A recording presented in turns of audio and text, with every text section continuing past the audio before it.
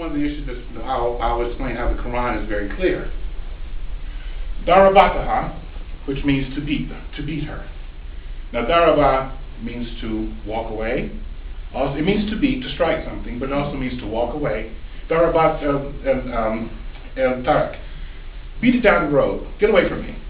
Okay? So it has many different meanings. So when it talks about relationships with wives, it says that if you're having a problem with your wife, or you're having a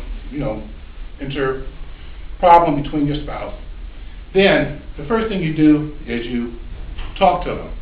Hey baby, how you doing? Come on now, let's talk. Can we sit down and talk about this?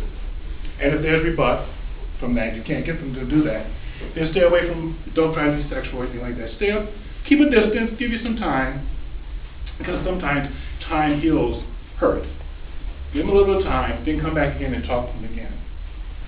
And if you're able to, sometimes the sexual intimacy can change a person's mind. Yes, you really do love me, come on, let's have it.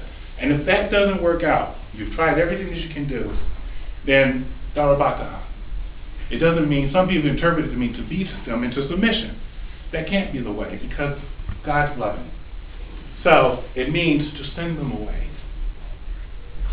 If you can't get along with the person, it's best that you separate equitably. Now, why do I get this meaning? Because the verse following that particular command, hey, how are you? Good. Good. So anyway, the thing is that, so it says that, and so if you're not able to get along, bring someone from each tribe, their families, to help negotiate. And if you're unable to negotiate, treat each other fairly and separate. So it can't be to beat someone into submission and bring the family in to agree with it. I mean, this can't be that way. So this is how sometimes interpretation gets mixed up in the culture because of some tribal history that they may have.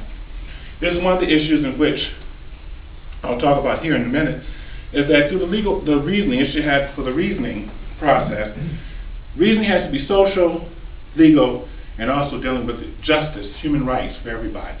And if it doesn't meet those three demands, something's wrong with it. You've got too much human stuff in there trying to control other people. So these are the things that you have to look at. Now, one of the issues that happens, though, is that when things are not right, we have the things, social, what they call honor killings and or tribal killings, and that if someone kills one of your relatives, the eye for the eye concept, then that person has to pay blood money and or someone from that tribe needs to die.